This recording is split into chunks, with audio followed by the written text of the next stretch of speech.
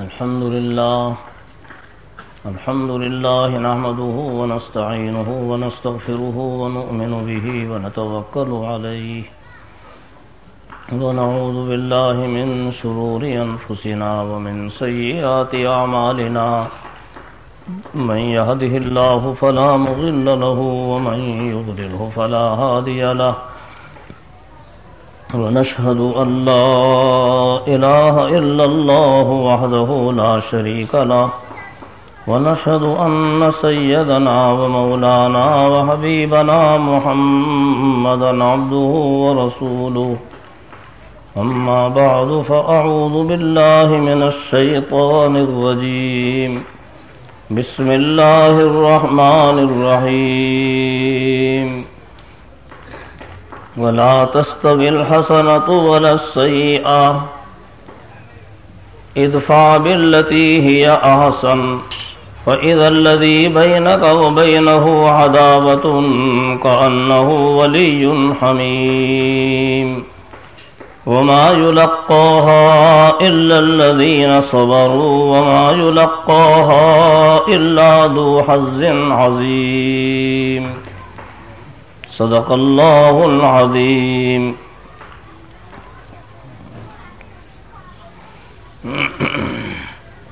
معزز سامعین کرام، قرآن پاک کی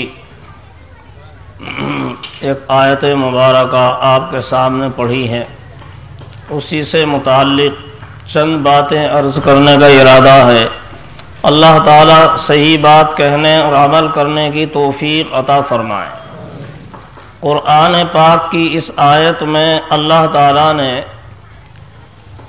آپس کے رہن سہن کا بہترین طریقہ، آپس کے اتفاق اور اتحاد قائم ہونے کا بہترین طریقہ ارشاد فرمایا ہے کہ آپس میں قوموں میں اتفاق کس طرح ہو سکتا ہے، بہترین زندگی، خوشگوار زندگی کس طرح حاصل ہو سکتی ہے. آپس میں اگر اختلافات ہو جاتے ہیں تو ان کا علاج کیا ہے، ان کا حل کیا ہے، اس کو اس آیت مبارکہ میں بیان کیا گیا ہے.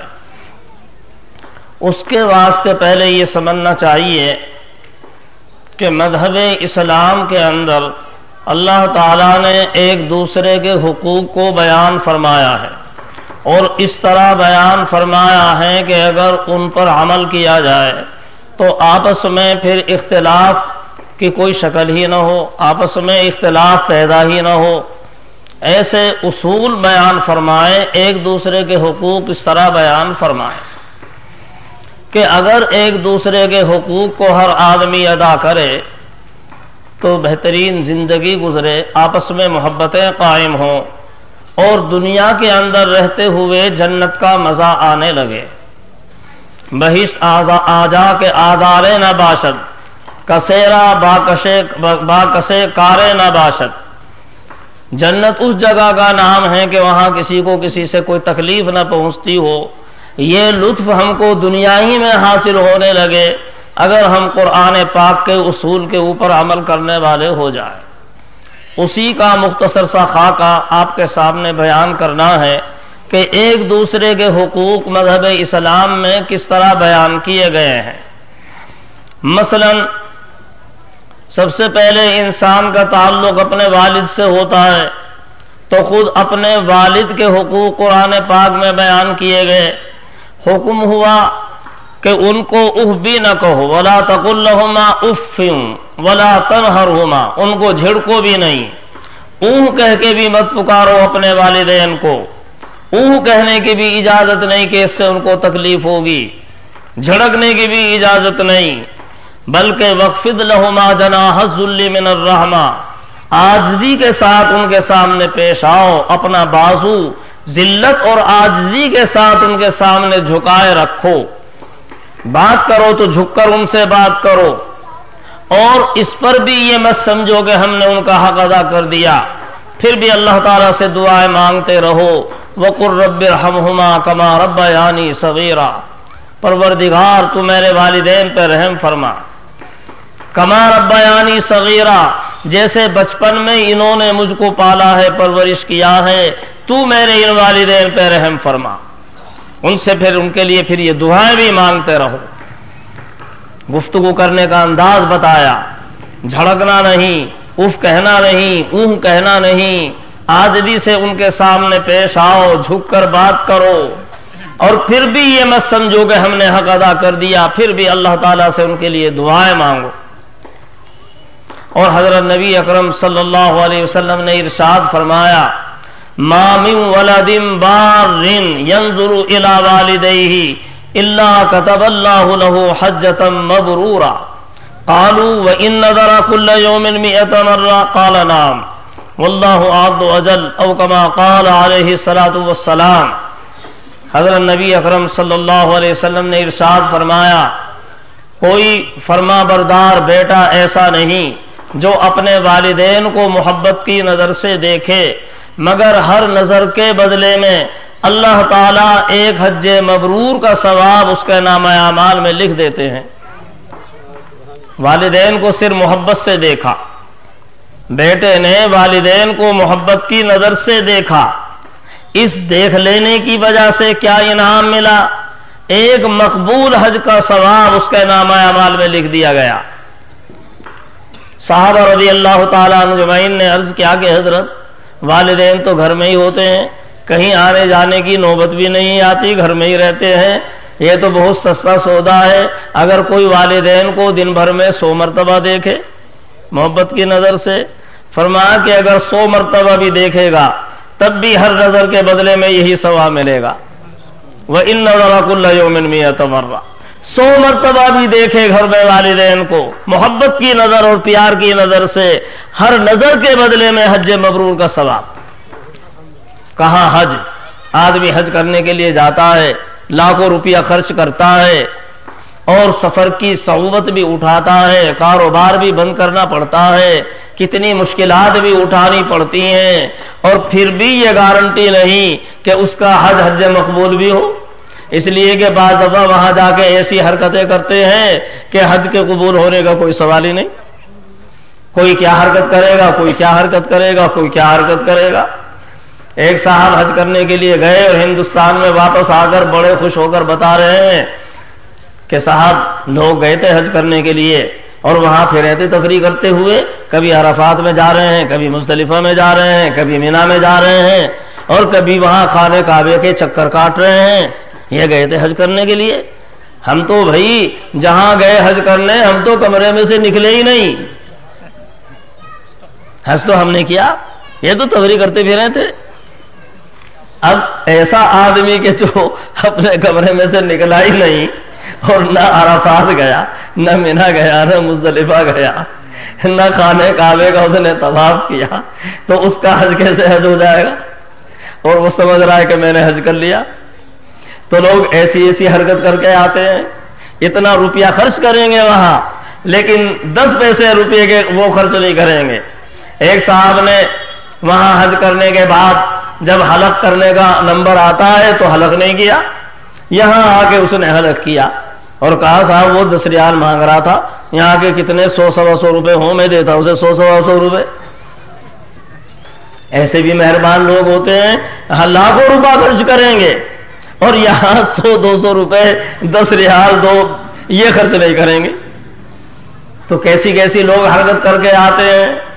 تو حج کر کے آدمی آیا تو کوئی گارنٹی نہیں کہ اس کا حج قبول بھی ہو جائے، اور یہاں والدین کو دیکھا، محبت کی اور پیار کی نظر سے دیکھا، اور اس ایک نظر کے بدلے میں حج مبرور کا ثواب، مقبول حج جس میں کوئی شبہ نہیں، جس کو اللہ کا نبی، اللہ کا لاڈلا پیغمبر فرما رہے ہیں کہ اس کو حج مبرور کا ثواب ملے گا، تو اس میں کیا شبہ ہو سکتا ہے؟ اور دن بھر میں 100 مرتبہ، کیا ٹھکانہ ہے والدین کا، کیا مرتبہ اور کیا مقام ہے۔ محض ان کے پیار سے دیکھ لینے پر، اور پیار سے دیکھ لینے پر اتنا بڑا ثواب کیوں؟ اس لیے کہ والدین نے بیٹے کو پالا، بچے کو پالا، اور جب یہ بچہ تھا تو والدین اس کو محض محبت کی بنیاد پر دیکھتے تھے، پیار سے دیکھتے تھے، آدمی اپنے بیٹے کو دیکھتا ہے، پیار سے دیکھتا ہے اور دیکھے گا خوش ہوگا، بار بار دیکھے گا، پیار سے دیکھے گا، خوش ہوگا. کبھی اسے پیار کرے گا، کبھی اس کو منہ سے لگائے گا، کبھی آنکھوں سے لگائے گا، پیار کرے گا اپنے بچے کو، پیار سے دیکھے گا. جب یہ بیٹا جوان ہو گیا اور باپ بوڑھا ہو گیا، اب بوڑھے باپ کی بھی یہ خواہش ہوتی ہے کہ میرا بیٹا مجھ کو پیار سے دیکھ لے، محبت سے دیکھ لے، چاہے مجھ کو کچھ دیوے نہیں، کماوے نہ کماوے، دیوے نہ دیوے، لیکن کم سے کم جب دیکھے تو مجھے محبت سے دیکھ لے، پیار سے دیکھ لے. اور جب جوان بیٹا اپنے باپ کو محبت کی نظر سے دیکھ لیتا ہے، پیار سے دیکھ لیتا ہے، بوڑھے باپ کا دل خوش ہو جاتا ہے. یہ سمجھو کہ معلوم نہیں کیا دولت مل گئی، میرے بیٹے نے مجھے پیار سے دیکھا ہے. بوڑھا باپ خوش ہو جاتا ہے، میرے بیٹے نے محبت سے دیکھا، پیار سے دیکھا. بوڑھے باپ کا دل خوش ہو گیا. بس اتنا دل خوش کر دینا بوڑھے باپ کا اللہ کو اتنا پسند آتا ہے، حکم ہوتا ہے حج مبرور کا ثواب اس کے نامہ اعمال میں لکھ دو. اس نے اپنے بوڑھے باپ کو خوش کیا ہے، اپنے بوڑھے باپ کا دل خوش کر دیا، حج مبرور کا ثواب اس کے نامہ اعمال میں لکھ دو. اور 100 مرتبہ دیکھے تو 100 مرتبہ حج اس کے نامہ اعمال میں لکھ دو. کیا مرتبہ والدین کا. بتاؤ اگر کوئی اپنے والدین کے اس حق کو پہچانے گا اور اس کے ساتھ یہ معاملہ کرے گا تو کیا کبھی کوئی اپنے والدین کی بے ادبی کرے گا، ان کی شان میں گستاخی کرے گا، اور کوئی ایسی حرکت کرے گا جس سے والدین کو ناراضگی اور تکلیف پہنچے؟ اس کا کوئی سوال ہی پیدا نہیں ہوتا. اور جب محض پیار سے دیکھ لینے پر یہ اجر و ثواب ہے، اگر کوئی اپنے والدین کی خدمت بھی کرے، ان پر خرچ بھی کرے اور ان کی دیکھ بھال بھی رکھے تو اس کا کیا حال ہوگا؟ اس کو اللہ تعالیٰ کتنا نوازیں گے. اور آج ہم لوگوں کا کیا حال ہے؟ جب والدین بوڑھے ہو جاتے ہیں تو کوئی انہیں پاگل بتاتا ہے، کوئی بڈھا کہہ کے پکارتا ہے، ارے اسے بڈھے سے کہہ دے، اسے بڈھے کو یوں کہہ دو. اپنے باپ کو بڈھا کہہ رہا ہے، بڈھا. ارے جس کی وجہ سے تم پیدا ہوئے آج وہ بڈھا ہو گیا، تم بڈھا اسے کہہ رہے ہو. کوئی اسے پاگل بتاتا ہے، کوئی دیوانہ بتاتا ہے، کوئی ڈھنگ سے بات کرنے کے لیے تیار نہیں. اور اب تو لوگوں نے بڑے شہروں میں وہ مکان بنا لیے ہیں، بڑے بڑے مکان، کہ والدین کو جب بوڑھے ہو جائیں تو ان قبروں میں چھوڑ دو، سرکاری مکانوں میں چھوڑ دو، ان کی خدمت سے محروم، تاکہ والدین کی خدمت نہ کر سکیں. کتنی بڑی محرومی کی بات ہے. کہاں یہ مرتبہ والدین کا اللہ تعالیٰ نے بیان کیا، اور کہاں ہم لوگوں کی آج حالت غرض کے والدین کا. یہ مرتبہ قرآن پاک میں اللہ تعالیٰ نے بتایا. آدمی کو واسطہ پیش آتا ہے اپنی بیوی سے، اور بیوی کو واسطہ پیش آتا ہے اپنے شوہر سے. ان کے حقوق بیان فرمائے، وَلَهُنَّ مِثْلُ الَّذِي عَلَيْهِنَّ بِالْمَعْرُوفِ. اللہ تعالیٰ نے مردوں کو بتایا کہ جس طرح عورتوں کے ذمے شوہروں کے حقوق ہیں اور ان کی ادائیگی ضروری، اسی طرح عورتوں کے حقوق مردوں کے ذمے بھی ہے. شوہروں کو ضروری ہے کہ وہ اپنی بیویوں کے حقوق بھی ادا کریں. حضرت نبی اکرم صلی اللہ علیہ وسلم نے مرض الوفات میں جہاں اور وصیتیں فرمائی وہاں یہ بھی وصیت فرمائی کہ عورتوں کے ساتھ اچھا سلوک کرنا، اور فرمایا کہ یہ ٹیڑھی پسلی سے پیدا ہوئی ہیں. ٹیڑھی پسلی سب سے ٹیڑھی پسلی کی ہڈی ہوتی ہے، وہ ٹوٹ تو سکتی ہے، سیدھی نہیں ہو سکتی. اگر تم اسے بالکل سیدھا کرنا چاہو تو بالکل سیدھی نہیں ہو سکتی. اس کے ٹیڑھے ہونے کی حالت ہی میں ان سے تم نفع اٹھا لو. اسی طرح عورتوں کے بارے میں حکم ہوا کہ ان کے بارے میں تم اللہ تعالیٰ سے ڈرتے رہنا، ان کے ساتھ حسن سلوک سے پیش آنا. اور فرمایا خیرکم خیرکم لأہلہ وأنا خیرکم لأہلی. تم میں بہترین انسان وہ ہے جو اپنے اہل و عیال کے ساتھ، بیوی بچوں کے ساتھ اچھا سلوک کرتا ہے، حسن سلوک سے پیش آتا ہے اپنے بیوی بچوں کے ساتھ، وہ تم میں بہترین انسان ہے. یعنی اللہ تعالیٰ کے یہاں بہترین انسان وہ ہے جو اپنے بیوی بچوں کے ساتھ حسن سلوک سے پیش آتا ہے. اور فرمایا انا خیرکم لأہلی، میں تم سب کے مقابلے میں اپنے اہل و عیال کے ساتھ اچھا سلوک سے پیش آنے والا ہوں. انا خیرکم لأہلی. اسی طرح عورتوں کو حکم ہوا کہ اپنے شوہروں کی اطاعت کریں، فرما برداری کریں. یہ اجازت نہیں کہ اپنے شوہر کو ناراض کریں. حکم ہے کہ اگر شوہر یہ حکم دے کہ اس پہاڑ کے پتھر اٹھا کر اس پہاڑ میں منتقل کر اور اس پہاڑ کے پتھر اٹھا کے اس پہاڑ میں منتقل کر، تو عورت کو اپنے شوہر کی اطاعت کرنی چاہیے اور فرما برداری کرنی چاہیے. شوہر کی اطاعت، فرما برداری، اپنے شوہر کو خوش کرنا بہت بڑی عبادت قرار دیا گیا. بہت بڑی عبادت ہے کہ عورت اپنے شوہر کو خوش رکھے اور جائز چیزوں میں اپنے شوہر کی اطاعت کرے اور فرما برداری کرے. یہ ساری چیزیں عبادت. شوہر کو خوش کرنا بھی عبادت. ادھر شوہر کو یہ حکم دیا کہ اپنی بیویوں کے ساتھ حسن سلوک سے پیش آؤ اور محبت سے پیش آؤ. ان کو مارنا دھارنا معمولی معمولی باتوں پر یہ انسانوں کا کام نہیں ہے. یہ انسانوں کا کام نہیں. معمولی معمولی باتوں پر مار دھاڑ کی جائے. اگر ان سے کوئی بات مزاج کے خلاف بھی پیش آ گئی اس پہ صبر کرنا، برداشت کرنا، یہ اللہ تعالیٰ کی بہت بڑی خوشنودی کا ذریعہ ہے. ایک بزرگ کے یہاں ایک مرتبہ اس کی بیوی کی طرف سے جو کھانا پکا، کھچڑی پکائی، اس میں نمک بہت زیادہ تیز ہو گیا اور نمک اتنا زیادہ تیز کہ وہ کھانے کے قابل نہیں. اب جب کھانا شوہر کے سامنے آیا، وہ تو بیوی سے بیچاری سے غلطی ہو گئی، جان بوجھ کے تھوڑا ہی اس نے نمک زیادہ ڈال دیا. غلطی ہو گئی، غلطی ہو جاتی ہے آدمی سے، انسان سے. اب شوہر کو غصہ بہت آیا، بھوک بہت لگ رہی تھی اور ادھر بھوک کا تقاضا اور ادھر یہ کھانا نہیں کھایا جاتا اور ادھر نمک آدھا اتنا دگنا کر دیا.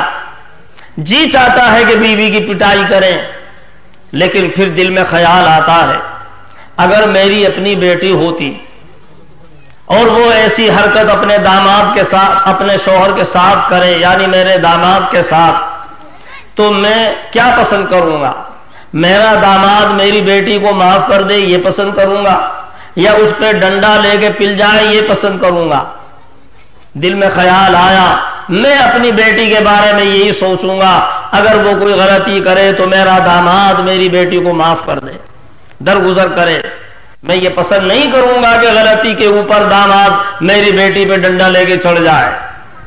بس سوچا کہ یہ میری بیوی، یہ بھی تو کسی کی بیٹی ہے، مجھے اس کے ساتھ بھی حسن سلوک سے پیش آنا چاہیے اور وقتی طور پر اس سے غلطی ہو گئی مجھے صبر کرنا چاہیے. صبر کر لیا، بیوی کو کچھ نہیں کہا اور اسی طرح نمک کی زیادتی کے ساتھ کھانا کھا لیا اور چہرے بشرے سے بھی ظاہر نہیں ہونے دیا کہ کھانے کے اندر نمک زیادہ ہو گیا.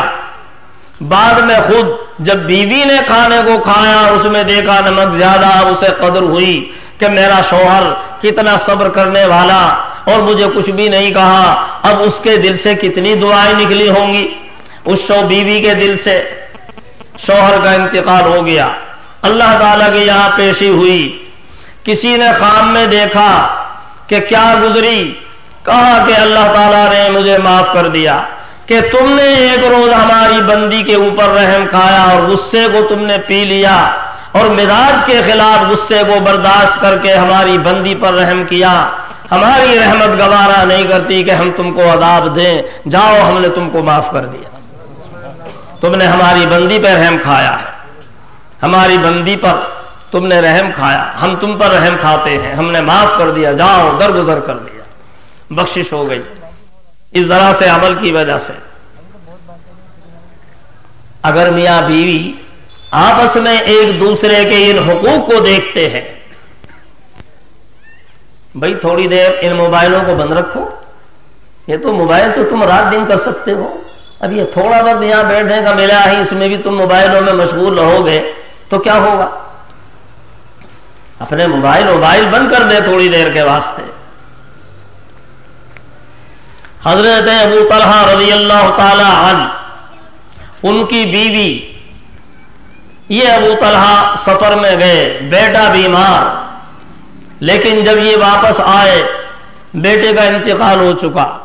بیوی نے سوچا میرا شوہر سفر سے آیا ہے, معلوم نہیں بھوکا پیاسا کس حالت میں ہے, اگر اسے معلوم ہو گیا کہ بیٹے کا انتقال ہو گیا تو نہ کھانا کھائے گا نہ پانی پیے گا اور صدمے پہ صدمہ ہوگا. اس لیے بیٹے پہ کپڑا ڈال کر ایک طرف کونے میں وہاں لٹا دیا. اور جب شوہر گھر میں آیا بہت ہنسی خوشی سے بے شوہر کا استقبال کیا. شوہر نے پوچھا بچے کا کیا حال ہے؟ کہا پہلے سے اچھا ہے, راحت سے ہے. اور جب انتقال ہو جائے تو راحت تو ہو ہی جاتی ہے, بیماری کی حالت میں تکلیف ہے اور جب شفا ہو گئی انتقال ہو گیا تو راحت مل گئی. تو اس نے صحیح کہا اپنے اعتبار سے کہ وہ راحت سے ہے. شوہر سمجھا کہ وہ بیچارہ بچہ جو ہے وہ بالکل تندرست ہو گیا, اس لیے ہنسی خوشی کھانا کھایا پانی پیا, بیوی سے ہنسی تفریح بھی ہوئی, رات کو بیوی سے ملاقات بھی ہوئی جیسے مرد عورت آپس میں ملاقات کرتے ہیں, ملاقات بھی کی. اور جب پوری رات گزر گئی تو صبح کے وقت اپنے شوہر کو تسلی دے رہی ہے بیوی,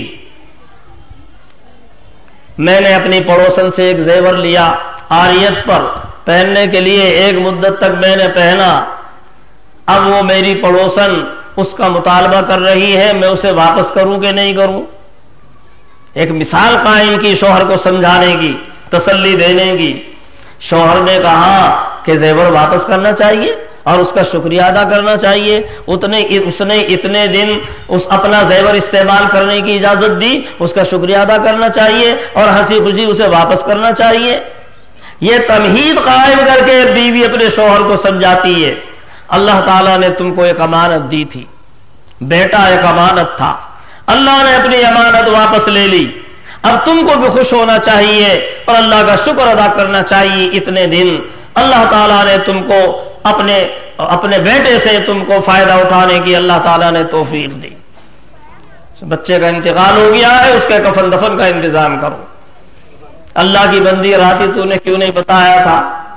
اگر میں بتاتی تو تم رات کو کیسے آرام سے سوتے, کھانا کیسے کھاتے اور یہ آرام تم کو کیسے ملتا؟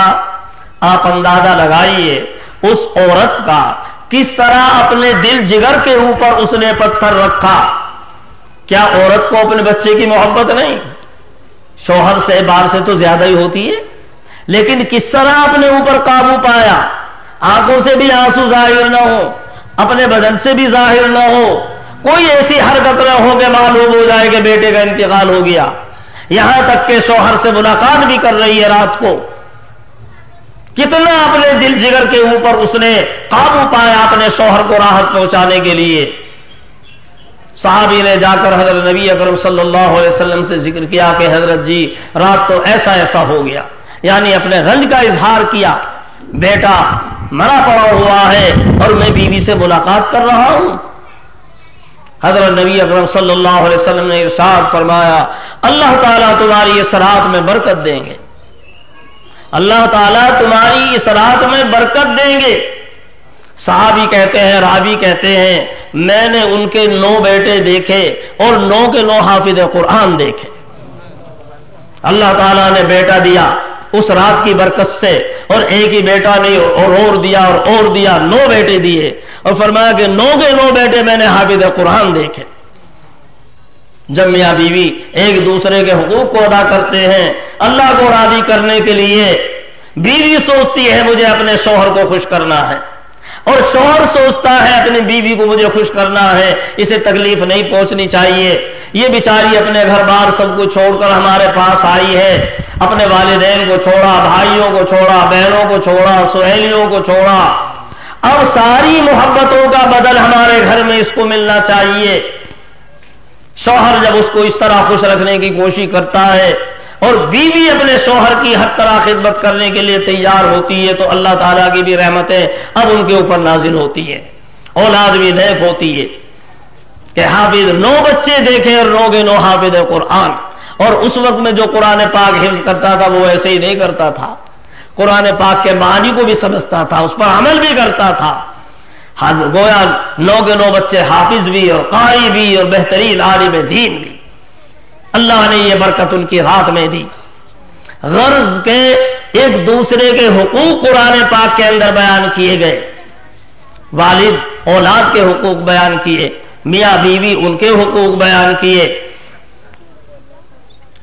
اپنے پڑوسی ہیں پڑوسی کے حقوق بیان کیے، کوئی بڑی عمر والا آدمی ہے تو بڑی عمر والے کے حقوق بیان کیے۔ فرمایا من لم یرحم صغیرنا ولم یوقر کبیرنا فلیس منا، جو آدمی اپنے بڑے کی تعظیم نہیں کرتا، چھوٹے پہ شفقت نہیں کرتا، وہ ہماری جماعت میں سے نہیں ہے۔ اب آدمی یا تو اپنے سے بڑا ہوگا یا چھوٹا ہوگا، اپنے سے اگر بڑا ہے تو ضروری ہے کہ اس کی تعظیم کرو، اپنے سے چھوٹا ہے تو ضروری ہے اس کے ساتھ شفقت سے پیش آؤ۔ ہر آدمی اگر اپنے بڑے کی تعظیم کرے اور چھوٹے پر شفقت کرے تو پھر لڑائی کیسی، پھر جھگڑا کیسا؟ اگر کوئی بات بدعت کے خلاف بھی ہو گئی، آدمی سوچے یہ مجھ سے بڑا ہے چلو درگزر کرے، اور اگر چھوٹا ہے تو آدمی یہ سوچے ارے میرا چھوٹا ہے، میری اولاد کے درجے میں ہے، اگر اس سے کوئی غلطی ہو گئی یہ تو اولاد کے درجے میں ہے، میں اسے کیا کہوں، چلو معاف درگزر، پھر لڑائی کیسی، جھگڑا کیسا؟ اگر کوئی بڑی عمر کا آدمی ہے، سفید داڑھی، فرمایا حضرت نبی اکرم صلی اللہ علیہ وسلم نے اگر کوئی بوڑھے آدمی کا احترام کرتا ہے، محض بڑھاپے کی وجہ سے، کوئی رشتہ نہیں، کوئی ناتا نہیں، کوئی تعلق نہیں، صرف اس لیے کہ بوڑھا آدمی ہے، اس کے بڑھاپے کی وجہ سے اس کی تعظیم کی، اس کا احترام کیا، فرمایا سرکار مدینہ سرکار دو عالم صلی اللہ علیہ وسلم نے کہ اللہ تعالیٰ ضرور ایک جماعت کو پیدا فرمائیں گے جو اس کے بڑھاپے کے وقت اس کا احترام کرے گی۔ قسم کھا کے فرمایا اللہ کے نبی نے، اللہ تعالیٰ ضرور ایک جماعت کو پیدا فرمائیں گے جو اس کے بڑھاپے کے وقت اس کا احترام کرے گی۔ اس میں دو بشارتیں دی کہ اگر کوئی بوڑھوں کا احترام کرے گا، دو بشارتیں دی، ایک تو لمبی عمر نصیب ہوگی، یہاں تک کہ بوڑھا ہونا نصیب ہوگا، چونکہ بوڑھا ہونا ہر کسی کو نصیب تھوڑا ہی ہوتا ہے، بوڑھا ہونا تو بڑے خوش قسمت والوں کو ہونا نصیب ہوتا ہے۔ کتنے آدمی ہیں جوانی میں چل بستے ہیں، بوڑھا آدمی اگر ہوا اللہ نے بوڑھا ہونا نصیب کیا، یہ تو اللہ کا بہت بڑا احسان ہے، اتنی عمر دی کہ بوڑھا ہونا نصیب ہوا، اللہ تعالیٰ اس کی عمر میں برکت دیں گے اور اتنی برکت دیں گے کہ اسے بوڑھا ہونا نصیب ہوگا۔ اس نے ایک بوڑھے کا احترام کیا ہے، اس کا بدلہ دیا جائے گا کہ اتنی عمر ہوگی کہ عمر میں برکت کے اسے بوڑھا ہونا نصیب ہوگا۔ اور یہی نہیں کہ بس بوڑھا ہونا نصیب ہو، بڑھاپے میں اس کا احترام کیا جائے گا، ایسے لوگوں کو پیدا کیا جائے گا جو اس کا احترام کرے اور اس کی عزت کرے۔ اس نے ایک بوڑھے کا احترام کیا ہے۔ معلوم ہوا کہ بوڑھوں کا احترام کرنے کی وجہ سے عمر میں برکت بھی ہوتی ہے، بوڑھوں کا احترام کرنے کی وجہ سے اس کے بڑھاپے میں اس کا احترام بھی کیا جائے گا۔ اس سے یہ بھی معلوم ہو گیا کہ اگر بوڑھوں کی بے عزتی کرے گا اور ان کی پگڑیاں اچھالے گا تو اس کی بھی پگڑی اچھالی جائے گی اور عمر میں برکت بھی نہیں ہوگی۔ بہت سے لوگ اچانک مر جاتے ہیں، اچانک حادثہ پیش آ گیا، کیا خبر ہے کہ کسی بوڑھے کی بے توقیری کی ہو اور اس کی زبان سے بد دعا نکل گئی ہو یا بد دعا نبی نکلی ہو۔ بوڑھوں کا کی بے توقیری کرنا، بے عزتی کرنا، بے احترامی کرنا کوئی معمولی چیز نہیں۔ جب ان کا احترام کرنے کی وجہ سے عمر میں برکت ہوگی تو اگر کوئی بے احترامی کرے گا تو معلوم ہوا کہ عمر میں برکت نہیں ہونے کی۔ اس لیے اپنے بوڑھوں کا احترام کرنے کی وجہ سے عمر میں برکت ہو رہی ہے اور بڑھاپے میں احترام کیا جا رہا ہے، اس نے بوڑھے کا احترام کیا ہے۔ جس کو یہ معلوم ہو کہ بوڑھوں کا احترام کرنے کی وجہ سے مجھے اللہ تعالیٰ اتنا نوازیں گے تو کیا اپنے بوڑھوں کی شان میں کوئی گستاخی کرے گا؟ کیا کوئی انہیں تکلیف پہنچائے گا؟ آج ہمارا کیا حال ہے اپنے بوڑھوں کے بارے میں؟ جو عمر زیادہ ہے، آج کل کے نوجوان اپنے بوڑھوں کو کیا سمجھتے ہیں؟ ان کی بات سننے کے لیے تیار نہیں ہوتے، ان کی شان میں گستاخیاں کرتے ہیں۔ یہ سب ناواقفیت کی باتیں ہیں۔ تو ایک دوسرے کے حقوق متعین فرمائے، یہاں تک کہ اپنے پڑوسیوں کے حقوق بیان کیے شریعت کے اندر، اور فرمایا آقا مدنی سرکار دو عالم صلی اللہ علیہ وسلم نے واللہ لا یؤمنو واللہ لا یؤمنو واللہ لا یؤمنو قیل من یا رسول اللہ صلی اللہ علیہ وسلم قال من لم یامن جارہ بوائقہ او کما قال علیہ الصلوۃ والسلام. 3 مرتبہ قسم کھا کے ارشاد فرمایا سرکار مدینہ صلی اللہ علیہ وسلم نے، خدا کی قسم وہ شخص مومن نہیں، خدا کی قسم وہ شخص مومن نہیں، خدا کی قسم وہ شخص مومن نہیں. بتاؤ آپ کا 1 مرتبہ ارشاد فرمانا وہ بھی کافی تھا کہ نہیں، یا اس میں بھی کوئی شک و شبے کی گنجائش تھی؟ اگر کوئی شک و شبہ نبی اکرم صلی اللہ علیہ وسلم کے ارشاد عالی میں شک و شبہ کرتا ہے، ایمان نہیں ہے اس کے پاس. جس نے شک کیا نبی اکرم صلی اللہ علیہ وسلم کے ارشاد عالی میں، ایمان ہونے کا کوئی سوال ہی نہیں، وہ تو صادق و مصدوق ہے، شک و شبے کی گنجائش ہی نہیں. اور 1 دفعہ کے فرمانے میں شک و شبہ کی گنجائش نہیں، اور جو 3 دفعہ فرمائے اور 3 دفعہ قسم کھا کے فرمائے اور قسم بھی خدا کی کھا کے فرمائے، تو کتنا موقع ہو گیا، کتنی تاکید ہو گئی. اتنی تاکید کے ساتھ فرمایا وہ شخص مومن نہیں. لوگوں نے پوچھا کہ حضرت کون مومن نہیں، کس کے بارے میں آپ ارشاد فرما رہے ہیں؟ فرمایا من لم یامن جارہ بوائقہ، جس کے پڑوسی اس کی تکلیف سے محفوظ نہیں وہ مومن نہیں. جو اپنے پڑوسیوں کو تکلیف دیتا ہے، اور یہاں پڑوسیوں کے اندر کوئی تخصیص نہیں کی گئی کہ اس کے اپنے رشتہ دار ہو یا اپنے جاننے والے ہو یا اپنے مسلمانی ہو، کوئی تخصیص نہیں کی گئی. پڑوسی عام ہے، کوئی بھی ہو، اپنا ہو یا پرایا، جان پہچان ہو یا جان پہچان نہ ہو، مسلمان ہو یا غیر مسلم، یہودی ہو یا نصرانی، سکھ ہو یا عیسائی یا مجوسی، کوئی بھی ہو، پڑوسی ہے. پڑوسی ہونے کی وجہ سے اس کا حق یہ ہے کہ ہماری طرف سے اس کو تکلیف نہیں پہنچنی چاہیے. اگر ہماری طرف سے تکلیف پہنچتی ہے، ابھی ہمارا ایمان کامل نہیں ہے، ایمان ناقص ہے.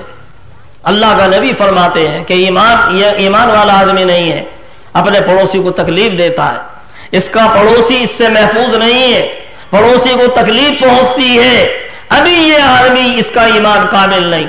چاہے کیسی نمازیں پڑھتا ہو، زکات دیتا ہو، صدقے دیتا ہو، تہجد پڑھتا ہو، کتنی ضربیں لگاتا ہو، جماعتوں میں جاتا ہو، لیکن پڑوسی کو تکلیف پہنچتی ہے تو اس کا ایمان ابھی کامل نہیں ہے.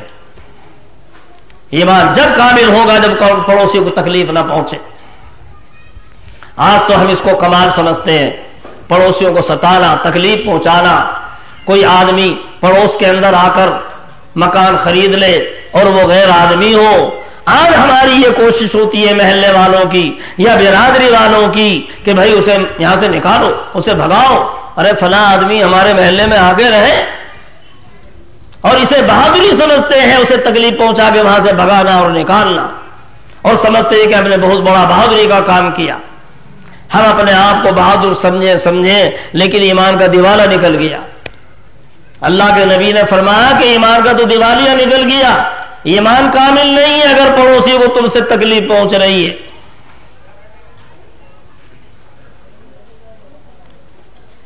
بھگانا آسان ہے لیکن آباد کرنا مشکل ہے، اور یہ بہادری کا کام ہے. گرانا آسان اور گرتے ہوئے کو اٹھانا یہ مشکل کام ہے، اور یہ بہادری کا کام ہے. بدیرہ بدی سہل باشد جزا، اگر مردی آسر الی من اسا، برائی کا بدلہ برائی سے دینا آسان، لیکن اگر تم پہلوان ہو، بہادر ہو، تو برائی کرنے والے کے ساتھ اچھا سلوک کرو، یہ ہے بہادری کا کام. برائی کرنے والوں کے ساتھ اچھائی سے پیش آنا یہ بہادری کا کام ہے. نشہ پلا کے گرانا تو سب کو آتا ہے، نشہ پلا کے گرانا تو سب کو آتا ہے، مزہ تو جب ہے کہ گرتوں کو تھام لے ساقی.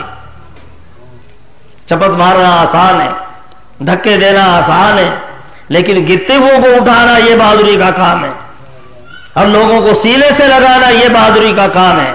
یہ ہے بہادری کا کام. اس لیے پڑوسیوں کے بارے میں حکم ہوا کہ کسی پڑوسی کو تم سے تکلیف نہ پہنچے. بتائیے اگر مومن ان حدیثوں پر عمل کرے گا تو اس کے پڑوسی کو کسی کو تکلیف پہنچے گی؟ کوئی سوال پیدا نہیں ہوتا یہاں سے وہاں تک کسی کے پڑوسی کو تکلیف پہنچے. اور فرمایا کہ وہ مومن نہیں ہے کہ جو پیٹ بھر کے رات گزارتا ہے اور اس کا پڑوسی بھوکا ہے، پڑوسی بھوکا ہے اور یہ اپنا پیٹ بھر کے رات گزار رہا ہے، اسے پرواہ نہیں کہ میرے پڑوسی کا کیا حال ہے۔ اور وہ پڑوسی کوئی بھی ہو، مسلمان ہو یا غیر مسلم، کوئی بھی ہو، اگر پڑوسی بھوکا ہے اور ہم پیٹ بھر کے رات گزار رہے ہیں تو ابھی ایمان کامل نہیں ہے۔ ایمان کا تقاضا ہے کہ اپنے پڑوسیوں کی خیر خبر ہو، اپنے پڑوسیوں کے ساتھ حسن سلوک ہو، ان کی دیکھ بھال ہو، کون ضرورت مند ہے کون ضرورت مند نہیں ہے، ان کے ساتھ حسب حیثیت ان کے ساتھ معاملہ ہو، یہ ہے ایمان کا تقاضا۔ تو اپنے پڑوسیوں کے حقوق بھی بیان فرمائے، یہاں تک کہ چھوٹوں کے حقوق بھی بیان فرمائے، یتیموں کے حقوق بھی بیان فرمائے۔ فرمایا کہ اگر کوئی آدمی یتیم کے سر کے اوپر ہاتھ رکھتا ہے، جتنے بال اس کے ہاتھ کے نیچے آئیں گے، ہر بال کے بدلے میں ایک نیکی اس کے نام اعمال میں لکھ دی جائے گی۔ اس نے یتیم کے سر پر ہاتھ رکھا ہے۔ اور کیوں اتنی نیکیاں کیوں ملی؟ اس لیے کہ یتیم کا دل خوش ہو گیا، اس کے سر پہ کوئی ہاتھ پھیرنے والا نہیں۔ والدین اپنے بچوں کے سر پہ ہاتھ پھیرتے ہیں، گود میں لیتے ہیں، گود میں بٹھاتے ہیں، کبھی سر پہ بٹھائیں گے، کبھی گود میں بٹھائیں گے، کبھی سر پہ ہاتھ پھیریں گے، کبھی منہ پہ ہاتھ پھیریں گے، بچہ خوش ہوتا ہے۔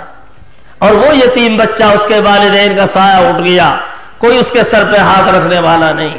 اگر کوئی آدمی اس یتیم بچے کے سر پہ ہاتھ رکھ دیتا ہے، اس کا دل خوش ہو جاتا ہے، دل ٹھنڈا ہو جاتا ہے۔ ہمارے سر پہ بھی کسی نے ہاتھ رکھا ہے، اس یتیم بچے کا ننھا سا دل خوش ہو گیا۔ اللہ تعالیٰ کو اتنا پسند آیا کہ ایک ایک بال کے بدلے میں ایک ایک نیک اس کے نام اعمال میں لکھ دی جائے۔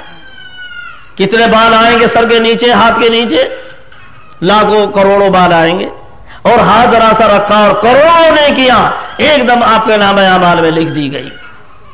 ایک بچے کے دل کا خوش کر دینا اللہ تعالیٰ کے یہاں اس کا یہ مقام ہے۔ اور اگر کوئی آدمی یتیم کی پرورش بھی کرے، دیکھ بھال کرے، حسن سلوک کرے، یہ تو محض سر پہ ہاتھ رکھنے کی وجہ سے ہوا۔ اگر کوئی یتیم کی پرورش بھی کرے، سرکار مدینہ سرکار دو عالم صلی اللہ علیہ وسلم نے ارشاد فرمایا، انا وکافل الیتیم کہاتین الاصبعین فی الجنہ، یتیم کی پرورش کرنے والا جنت میں میرا ساتھی ہوگا اس طرح جیسے یہ دو انگلی بالکل قریب قریب ہیں۔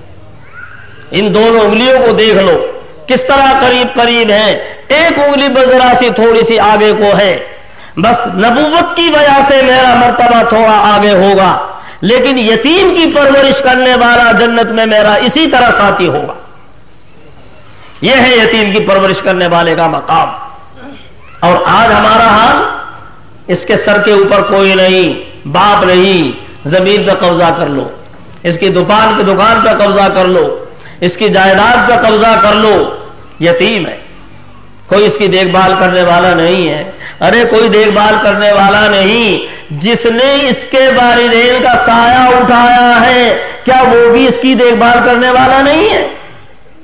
وہ تو اس کی دیکھ بھال کرنے والا ہے، اور اس کی لاٹھی میں آواز نہیں ہے۔ جب اس کی پکڑ آتی ہے تو ایسے آتی ہے کہ بڑے سے بڑے سورما رکھے رہ جاتے ہیں، بڑے سے بڑے بادشاہ، ان کی بادشاہتیں ختم ہو جاتی ہیں۔ جب اللہ کی پکڑ آتی ہے تو ایسے آتی ہے۔ ایک بادشاہ نے، ظالم بادشاہ، ایک بیوہ عورت کے مکان پہ قبضہ کر لیا اور اپنا محل تیار کیا۔ اپنے محل کی تیاری کے لیے یہ بیوہ عورت کا مکان وہاں آتا تھا، اونے پونے دان اس کو دیے اور اس کی مکان پہ قبضہ کر کے اپنے محل میں شامل کر لیا۔ محل تیار ہو گیا، اب بادشاہ محل میں رہنے کے لیے آتا ہے، دیکھا کہ وہ بیوہ عورت وہاں ایک طرف محل کے برابر بیٹھی ہوئی ہے اور رو رہی ہے، بیٹھی ہوئی ہے اور رو رہی ہے۔ کسی نے بادشاہ سے کہا کہ بادشاہ سلامت، وہ تو بیوہ عورت سامنے بیٹھی رو رہی ہے۔ اس سے جا کے پوچھا کیا بات ہے، کیا کر رہی ہے؟ انتظار کر رہی ہوں۔ کائے کا انتظار کر رہی ہے؟ کہ یہ محل کب گرے گا، اس کا انتظار کر رہی ہوں۔ بادشاہ نے سوچا کہ بے وقوف عورت، اس کے کہنے سے کیا ہوتا ہے۔ بادشاہ گیا، آرام کدے میں اور اپنا آرام کرنا شروع کیا، اور وہ برابر بیٹھی ہوئی اپنے خدا سے لو لگائے ہوئے ہے کہ پروردگار تیرے علاوہ میرا کوئی سہارا نہیں ہے، تیرے علاوہ کوئی میرا سہارا نہیں ہے، کوئی سننے والا نہیں ہے، لیکن میرا انتقام لے لے اور میرا بدلہ لے لے، تو میرا انتقام لینے پہ قادر ہے، تو قدرت والا ہے۔ سونے والے سو رہے ہیں اور وہ اپنے مولا سے لو لگائے ہوئے ہیں۔ صبح نہیں ہوئی کہ پورے کا پورا قلعہ زمین پہ آ کے دھڑام سے گر پڑا اور سارا ڈھیر ہو گیا۔ یہ ہے بترسد آہ مظلومہ کہ ہنگامے دعا کردن اجابت ازدر حق بہر استقبال بھی آیت۔ مظلوم کی بد دعا سے بچو، اس لیے کہ مظلوم کے دل سے جب آہ نکلتی ہے تو عرش الہی کو تھرا دیتی ہے، عرش الہی کہاں اٹھتا ہے؟ مظلوم کی بد دعا سے اور اس کی آہ سے۔ اس لیے مظلوموں پر بد دعا کرنے سے بچو، کب اس کے دل سے آہ نکل جائے اور آدمی کیا سے کیا ہو جائے۔ آج ہم سمجھتے ہیں کہ جس طرح چاہے ظلم کر لو، اس یتیم پہ ظلم کرو، بیوہ پہ ظلم کرو، ان کا کوئی دیکھ بھال کرنے والا نہیں ہے۔ ارے اگر دنیا کے دیکھ بھال کرنے والے نہیں ہیں تو اس کا پیدا کرنے والا تو دیکھ بھال کرنے والا ہے۔ اس کی لاٹھی میں آگ آگ نہیں، وہ کب پکڑ لے کچھ نہیں کہا جا سکتا، کب اس کی طرف سے پکڑ آ جائے۔ تو اللہ تعالیٰ نے بڑوں کے حقوق بھی متعین کیے، والدین کے حقوق بھی بتائے، اولاد کے حقوق بھی بتائے، میاں بیوی کے حقوق بھی بتائے، پڑوسیوں کے حقوق بھی بتائے، یتیم اور بیواؤں کے حقوق بھی بتائے، اور انتہا یہ ہے کہ جانوروں کے حقوق بھی بتائے۔ حکم ہے تمہارے یہاں کوئی جانور ہے اس پہ بھی ظلم کرنے کی اجازت نہیں۔ بھینس ہے، وقت پہ اگر تم پانی نہیں پلاؤ گے تو تمہاری طرف سے ظلم ہوگا، تمہاری پکڑ ہوگی۔ اگر تم نے اس کو دھوپ کے وقت میں جبکہ شدید دھوپ ہو رہی ہے اور تمہارے پاس انتظام بھی ہے، سائے میں نہیں بٹھایا، یہ تمہاری طرف سے ظلم ہوگا، تمہاری پکڑ ہوگی۔ تمہارے گھر میں بلی ہے، اگر بلی پر بھی ظلم کیا تو اس کی بھی اجازت نہیں۔ ایک عورت نے بلی پہ ظلم کیا، باندھ کے رکھا اور اس کو کھانے کو نہیں دیا، پینے کو نہیں دیا، اسے کھولا بھی نہیں، اسی حالت میں مر گئی۔ حضرت نبی اکرم صلی اللہ علیہ وسلم نے فرمایا میں نے اس عورت کو جہنم میں دیکھا اور دیکھا کہ وہ بلی اس کے چہرے کو نوچ رہی ہے۔ میں نے جہنم میں دیکھا اس عورت کو، ایک بلی پر ظلم کیا۔ ایک عورت نے کتے پر رحم کھایا کہ اسے پانی پلا دیا، سسک رہا تھا پیاس کی شدت سے، کنویں میں سے پانی نکالا اور کتے کے منہ میں ڈالا، اللہ کو رحم آ گیا اور اسی عمل کی وجہ سے اللہ تعالیٰ نے اس کی بخشش کر دی۔ ہماری ایک مخلوق پر اس نے رحم کھایا ہے، ہماری رحمت گوارا نہیں کرتی کہ ہم اس کو عذاب دیں۔ سرکار دو عالم صلی اللہ علیہ وسلم تشریف لے جا رہے ہیں جنگل میں، ایک باغ سامنے، وہاں ایک اونٹ بلبلاتا ہوا آیا۔ اس نے دیکھا کہ سرکار مدینہ صلی اللہ علیہ وسلم تشریف لے جا رہے ہیں، اونٹ سامنے سے بلبلاتا ہوا آواز کرتا ہوا آیا اور آ کر اس نے اپنا چہرہ، اپنی گردن سرکار مدینہ صلی اللہ علیہ وسلم کے پیر مبارک کے اوپر لا کر رکھ دی۔ حضرت نبی اکرم صلی اللہ علیہ وسلم نے اپنا دست مبارک اس کے سر کے اوپر پھیرا، اپنا ہاتھ پھیرا اور فرمایا من رب ھذا الجمل، اس اونٹ کا مالک کون ہے؟ کون ہے اس اونٹ کا مالک؟ لوگوں نے بتایا کہ جی فلاں فلاں اس کے مالک ہیں۔ آپ نے ان کو بلوایا اور فرمایا کہ اس اونٹ کو میرے ہاتھ فروخت کر دو۔ لوگوں نے بتایا کہ حضرت اسی کے اوپر ہمارا گزر بسر ہے، اس کے علاوہ کوئی کھانے پینے کا ہمارا کوئی روزگار کا ذریعہ نہیں ہے، اس لیے ہم اسے نہیں بیچ سکتے۔ حضرت نبی اکرم صلی اللہ علیہ وسلم نے ارشاد فرمایا کہ میرا منشا بھی خریدنا نہیں، لیکن تمہارے اس اونٹ نے تمہاری شکایت کی ہے۔ ایک شکایت تو یہ کی ہے کہ تم اس کو چارہ پورا نہیں دیتے، اور دوسری شکایت یہ کی ہے کہ تم طاقت سے زیادہ کام لیتے ہو، اس لیے اگر تم اس کو نہیں بیچتے تو ان دونوں چیزوں میں ان کا خیال رکھو، ان جانوروں کا۔ اور فرمایا ان بے بولتے جانوروں میں اللہ سے ڈرتے رہنا، ان بے بولتے جانوروں میں اللہ سے ڈرتے رہنا۔ اللہ تعالیٰ ہی نے تم کو ان کا مالک بنا دیا اور ان کو تمہارے ماتحت بنا دیا ہے۔ اللہ تعالیٰ اس کا الٹا بھی کر سکتا تھا، تم ان کی جگہ ہوتے اور یہ تمہاری جگہ ہوتے، اللہ میں ایسا بھی کر سکتا تھا۔ انسان جانور ہوتا اور یہ جانور انسان ہو کے اس کا مالک ہوتا، یہ بھی تو ہو سکتا تھا۔ اگر نبی اکرم صلی اللہ علیہ وسلم نے ارشاد فرمایا تو جانوروں کے حقوق بھی بیان فرمائے، جانوروں پر بھی ظلم کرنے کی اجازت نہیں دی، ہر ایک کے حقوق کو بیان فرما دیا۔ اس لیے مسلمان کی طرف سے کسی کو تکلیف پہنچے اس کی کوئی گنجائش ہی نہیں، اس لیے مسلمان کی نشانی یہ بیان فرمائی، المسلم من سلم المسلمون من لسانہ و یدہ، مسلمان کی نشانی یہ ہے کہ اس سے کسی کو تکلیف نہیں پہنچتی۔ اس میں یہ کہا گیا ہے کہ اس کے ہاتھ سے زبان سے کسی مسلمان کو تکلیف نہ پہنچے، لیکن یہ مطلب نہیں کہ غیر مسلموں کو تکلیف پہنچے۔ مسلمانوں کو تو اس لیے خاص کیا ہے کہ مسلمان کا مسلمان سے واسطہ پیش آتا ہے ہر وقت، اور جب ان کو تکلیف نہیں پہنچے گی تو دوسروں کو جن سے واسطہ کم پیش آتا ہے ان کو بدرجہ اولا تکلیف نہیں پہنچے گی۔ یہ مطلب نہیں ہے کہ غیروں کو تکلیف پہنچائے اور مسلمانوں کو تکلیف نہ پہنچائے۔ مسلمان کی تو نشانی یہ ہے اس سے کسی کو تکلیف نہ پہنچے، نہ اپنے کو نہ پرائے کو، نہ کسی مسلمان کو اور نہ کسی ہندو کو، نہ کسی عیسائی کو، نہ سکھ کو، نہ مجوسی کو، کسی کو تکلیف نہ پہنچے، اسے کہتے ہیں مسلمان، کہ اس کے ہاتھ سے یا زبان سے کسی کو تکلیف نہیں پہنچتی اور اس کا سب اطمینان کرتے ہیں۔ اس کا معاملہ، اس کا کردار اتنا اونچا ہوتا ہے، ہر کوئی اس کا اطمینان کرتا ہے۔ المؤمن من امنہ الناس علی دمائہم واموالہم، مومن تو وہ ہے کہ لوگ اس کا اطمینان کریں اپنی جان کے بارے میں بھی اور اپنے مال کے بارے میں بھی۔ لوگ ہزاروں لاکھوں روپیہ تمہارے حوالے کر کے چلے جائیں اور کہیں کوئی دستخط بھی نہیں اور شہادت بھی نہیں، لکھا پڑھا بھی نہیں، لیکن لوگوں کو یہ اطمینان ہو کہ یہ مسلمان ہے، ہمارا پیسہ ضائع نہیں ہوگا، یہ ایک پیسے کی کبھی نہیں کرے گا، یہ مسلمان ہے، مسلمان دھوکہ نہیں دیتا، مسلمان خیانت نہیں کرتا۔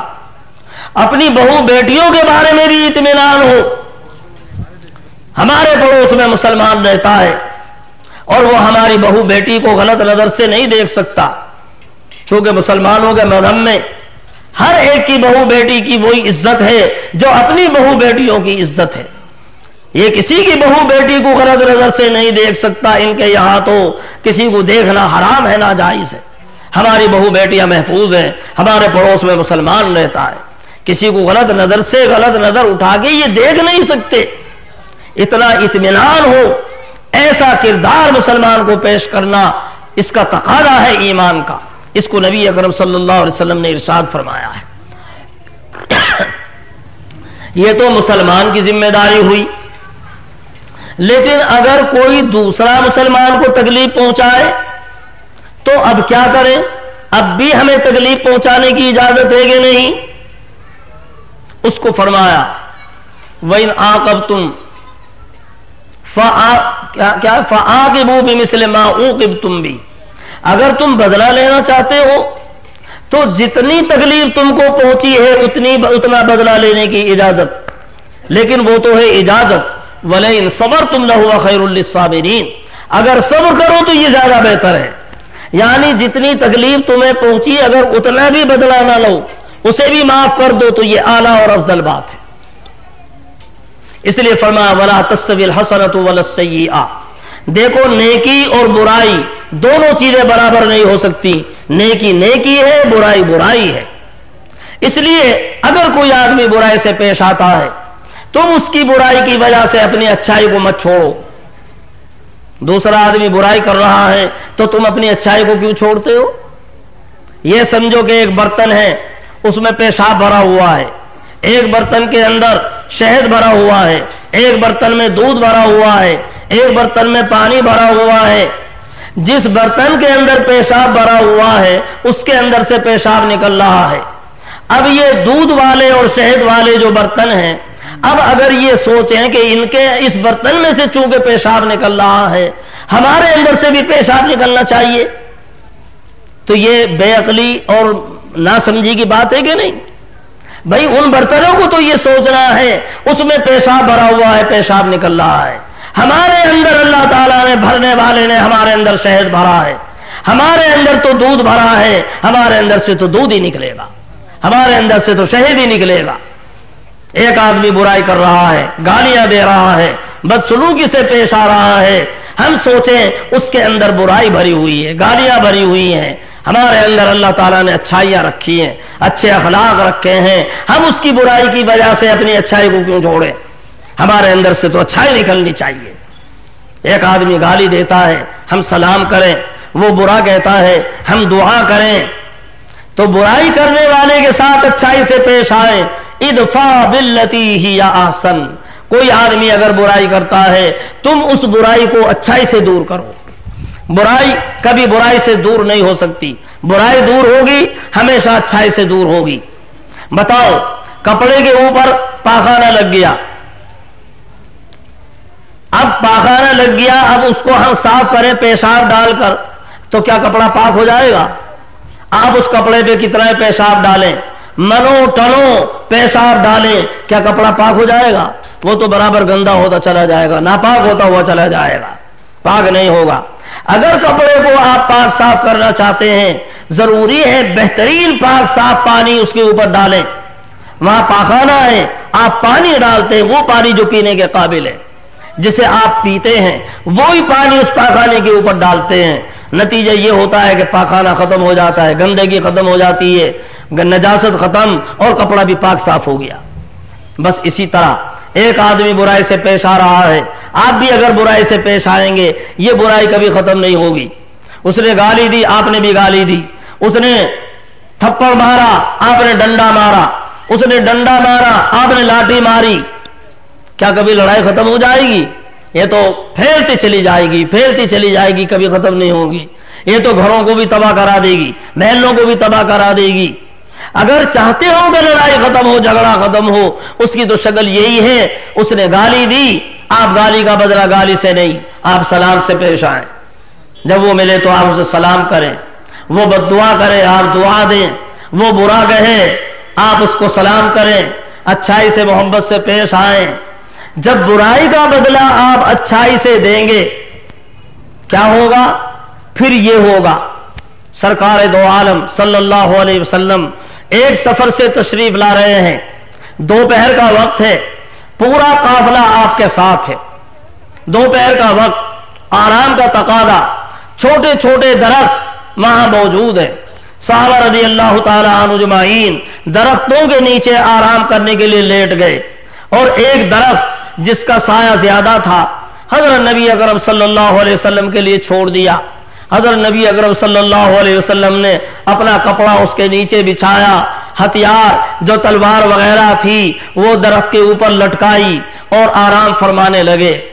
ایک یہودی دشمن جو پہلے سے موقع کا منتظر تھا کہ سرکار دو عالم صلی اللہ علیہ وسلم یہاں کو گزریں گے، بعض کے دلوں میں فطری دشمنی ہوتی ہے، اللہ کے ایسے نیک بندوں سے بھی دشمنی کرنے والے ہوتے ہیں، اس لیے وہ موقع کا منتظر تھا. یہاں آ کے لیٹے آرام کریں اور میں حملہ کر کے ختم کر دوں. چنانچہ جب دیکھا کہ سب قافلہ آرام سے سو رہا ہے اور حضرت نبی اکرم صلی اللہ علیہ وسلم بھی سو رہے ہیں، وہ دشمن یہودی آیا اور تلوار اٹھائی. حضرت نبی اکرم صلی اللہ علیہ وسلم ہی کی تلوار لی اور اس کو سوتا حملہ کرنے کے لیے اٹھایا، حملہ کرنے کے لیے. لیکن حضرت نبی اکرم صلی اللہ علیہ وسلم کی آنکھیں کھل گئیں. چونکہ نبی اکرم صلی اللہ علیہ وسلم کی شان یہ تھی، تنام عینایا ولا ینام قلبی، میری آنکھیں سوتی ہیں لیکن دل بیدار رہتا ہے. اس لیے فوراً آپ کی آنکھ کھل گئی. اب وہ ہاتھ میں تلوار اس طرح لیے ہوئے ہیں حملہ کرنے کے لیے، لیکن جب آنکھ کھل گئی اب وہ ہکا بکا رہ گیا، حیران رہ گیا، اس پر ہیبت طاری ہو گئی اور کہنے لگا بتا محمد تجھ کو میرے ہاتھ سے کون بچائے گا؟ سرکار دو عالم صلی اللہ علیہ وسلم نے انتہائی اطمینان سے جواب دیا اللہ، میرا اللہ بچائے گا. بھائی یہ سننا تھا. تھر تھر کانپنے لگا، تلوار اس کے ہاتھ سے چھوٹ گئی دہشت کی وجہ سے. رحمت دو عالم صلی اللہ علیہ وسلم نے تلوار کو اپنے ہاتھ میں لیا اور فرمایا کہ بتا تجھے کون میرے ہاتھ سے بچائے گا. کانپنے لگا، آپ کے علاوہ کوئی بچانے والا نہیں، اور میں آپ سے معافی کا امیدوار ہوں۔ جو ابھی قتل کرنے کے لیے آیا ہے وہ معافی کا لفظ نکالتا ہے زبان سے۔ ہم ذرا اپنے دل پہ ہاتھ رکھ کے سوچیں اور بتائیں، اگر کوئی ہمارے ساتھ یہ معاملہ کرے اور قتل کرنے کے لیے آئے اور ہم اس اپنے دشمن پر قابو پا لیں، ہم میں کتنے آدمی ہیں کہ اسے معاف کرنے کا حوصلہ رکھتے ہیں؟ ہے کوئی معاف کرنے والا؟ لیکن دیکھو رحمت دو عالم صلی اللہ علیہ وسلم کی شان، ابھی جو تلوار لے کے حملہ کرنا چاہتا تھا، قتل کرنے کے لیے تیار تھا، اور تلوار اس کے ہاتھ سے چھوٹی، آپ کے ہاتھ میں تلوار آئی اور وہ ایک دم معافی کا لفظ زبان سے نکالتا ہے۔ رحمت دو عالم صلی اللہ علیہ وسلم فرماتے ہیں، جا میں نے تجھے معاف کیا۔ اس کی سمجھ میں نہیں آیا کہ مجھے معاف کر دیا گیا، یا اتنے بڑے مجرم کو معاف کیا جا سکتا ہے۔ جو قتل کا مجرم قتل کرنے کے ارادے سے آیا ہو، کیا اسے معاف کیا جا سکتا ہے؟ وہ حیران، ہکا بکا، اس لیے پوچھتا ہے کیا مجھے کچھ فدیہ دینا پڑے گا اس معافی کے لیے؟ فرمایا کہ نہیں، کوئی فدیے کی ضرورت نہیں۔ کیا مسلمان ہونے کی شرط ہے کہ میں مسلمان بنوں تب معاف کریں گے؟ فرمایا کہ نہیں، مسلمان ہونے کی بھی شرط نہیں، یہ تو اپنا سودا ہے، آدمی کو پسند آئے اسلام تو پسند قبول کرے، اسلام تو قبول کرنا ہی چاہیے۔ اسلام تو مذہبی وہ مذہب ہے جو اللہ کا صحیح بھیجا ہوا پیغام ہے اور صحیح مذہب ہے، اور آدمی غور کرے تو حقیقت میں مذہب اسلام ہی ہے یہ، لیکن شرط نہیں ہے۔ اچھا، کیا یہ شرط ہے کہ آئندہ میں مقابلے پر نہ آؤں؟ فرمایا کہ یہ بھی شرط نہیں، میں نے بغیر کسی شرط کے معاف کیا۔ جب اس نے دیکھا کہ مجھ جیسے مجرم کو معاف کر دیا گیا، جبکہ مجھ جیسے مجرم کو معاف کرنے کا کوئی سوال ہی نہیں ہوتا، اس کا دل گواہی دیتا ہے کہ واقعتاً یہ اللہ کا نبی ہے اور سچا نبی ہے، یہ اللہ کا پیغمبر ہے اور سچا پیغمبر ہے۔ اتنا اونچا اخلاق یہ اللہ کے نبی کا ہو سکتا ہے، یہ عام انسان کا اخلاق نہیں ہو سکتا۔ اس لیے اس کی زبان سے فوراً نکلتا ہے، اشہد ان لا الہ الا اللہ واشہد ان محمد رسول اللہ، میں گواہی دیتا ہوں کہ اللہ کے سوا کوئی معبود نہیں، اور واقعتاً حضرت محمد صلی اللہ علیہ وسلم اللہ کے سچے رسول ہیں۔ اور فوراً آیا تھا قتل کرنے کے لیے، اور آپ کا غلام بن کے واپس جاتا ہے، اور واپس جا کر اپنی بستی والوں کو جمع کرتا ہے، اور تمام بستی والوں کے سامنے یہ واقعہ بیان کرتا ہے۔ جب تمام بستی والوں نے یہ دیکھا کہ یہ معاملہ، یہ اخلاق، یقین ہو گیا کہ وہ اللہ کا نبی ہے اور وہ جھوٹا انسان نہیں ہے، تمام بستی والے آتے ہیں اور سب بستی والے آ کے کلمہ پڑھ کر آپ کی غلامی میں شامل ہو جاتے ہیں۔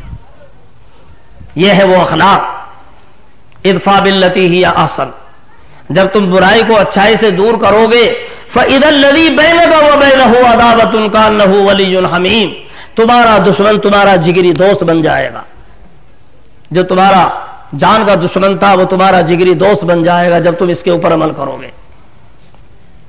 حضرت نبی اکرم صلی اللہ علیہ وسلم کی پوری زندگی اس سے بھری ہوئی ہے، صحابہ رضی اللہ تعالیٰ عنہ اجمعین کی زندگیاں تمام اس سے بھری ہوئی ہیں، حضرات اولیاء کرام کی زندگیاں سب اس سے بھری ہوئی ہیں، اور حضرات اولیاء کرام انہی اخلاق کو لے کر جب دنیا میں آئے ہیں، ان کے انہی اخلاق کو دیکھ دیکھ کر لوگوں نے اسلام قبول کیا ہے۔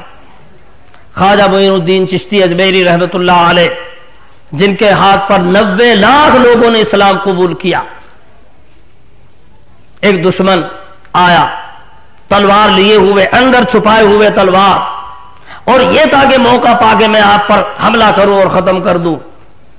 حضرت نے فراست ایمانی سے جان لیا کہ یہ کس نیت سے آیا ہے، اسے پیسے دیے گئے ہیں، اس مقصد کے لیے آیا ہے۔ آپ نے اس کو مہمان بنایا، کھلایا پلایا، اس کی عزت کی اور اس کی مہمان نوازی کی، اور جب ہر طرح مہمان نوازی سے فارغ ہو گئے، اطمینان سے بیٹھ گئے، اب حضرت نے مسکرا کے فرمایا کہ تم جس مقصد کے لیے آئے ہو اپنا کام پورا کرو، جس مقصد کے لیے آئے ہو اپنا کام پورا کرو۔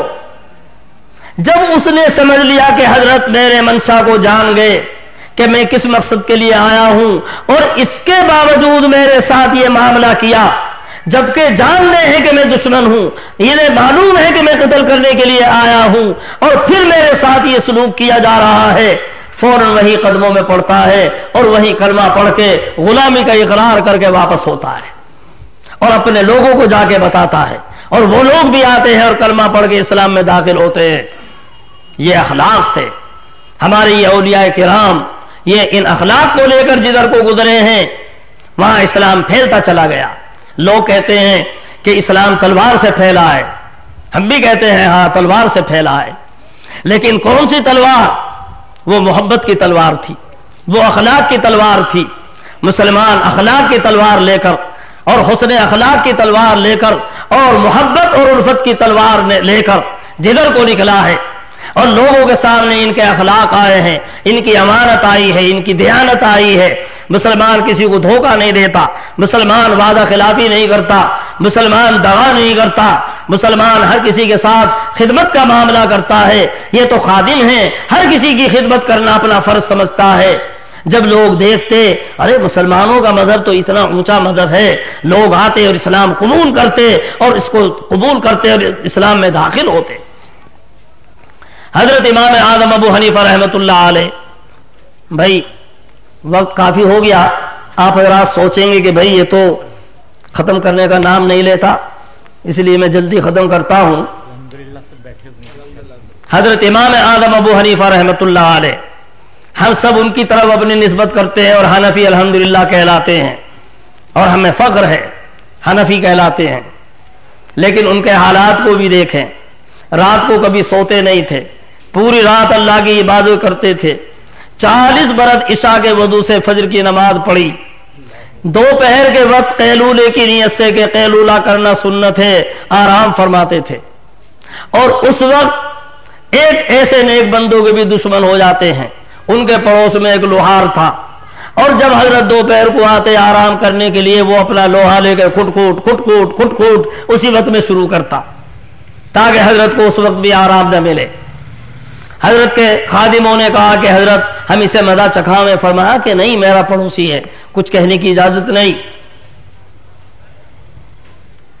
غلام خادم چاہتے تھے لیکن حضرت نے منع فرما دیا۔ ایک لمبا زمانہ اسی طرح گزر گیا، اسے تکلیف پہنچاتے ہوئے حضرت نے کبھی کچھ نہیں فرمایا، لیکن حضرت کے شاگردوں نے چپ چاپ اندر خانے شکایت کر دی تھانے میں اور اسے گرفتار کرا دیا۔ تھانے والا تھانے دار حضرت کا شاگرد تھا۔ حضرت جب دوپہر کے وقت میں آئے اور دیکھا آج جو لیٹے تو وہ آواز نہیں آئی کھٹ کھٹ کی، فرمایا بھائی وہ کیا ہوا، آج آواز نہیں آ رہی ہے؟ تو بعض نے بڑے خوش ہو کر بتایا فخریہ انداز میں کہ حضرت جی ہم نے تو آج اسے گرفتار کرا دیا۔ ہم میں سے کوئی ہوگا تو کتنا خوش ہوگا، اچھا بھائی دشمن کی راڑ کٹ گئی، لیکن حضرت کو تکلیف ہوئی۔ فرمایا تم نے بہت برا کیا، میرے پڑوسی کو تم نے تکلیف دی، وہ تو میرا پڑوسی تھا۔ اور فوراً سواری منگائی، سواری پر سوار ہوئے اور فوراً تھانے پہنچے۔ جو تھانے دار تھا اس نے کہا حضرت کیوں تکلیف فرمائی، میں خود حاضر ہو جاتا، آپ مجھے اطلاع کر دیتے۔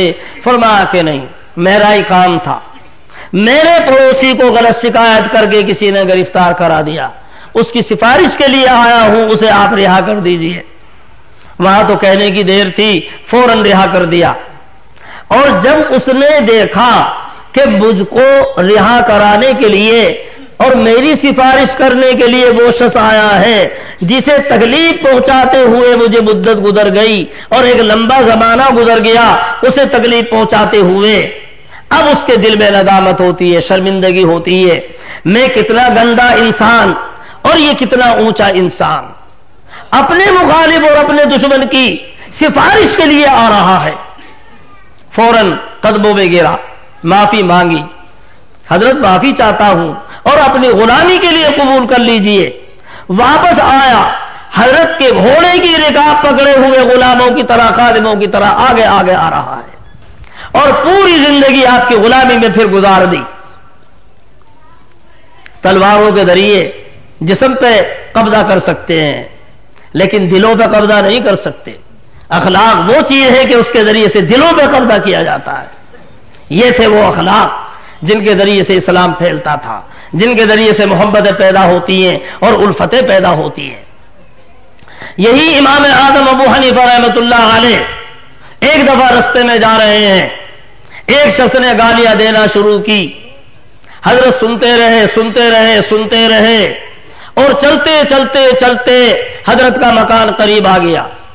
جب مکان قریب آ گیا تو حضرت وہیں ٹھہر گئے اور فرمایا کہ بھائی میرا مکان قریب آ گیا، تمہاری گالیاں باقی رہ گئی ہوں گی اور تمہارے دل میں ارمان باقی رہ گیا ہوگا، اس لیے میں کھڑا ہو جاتا ہوں، تم اپنی تمنا پوری کر لو، جتنی گالیاں دینی ہے دے لو، چونکہ پھر مجھے مکان پہ جانا ہے۔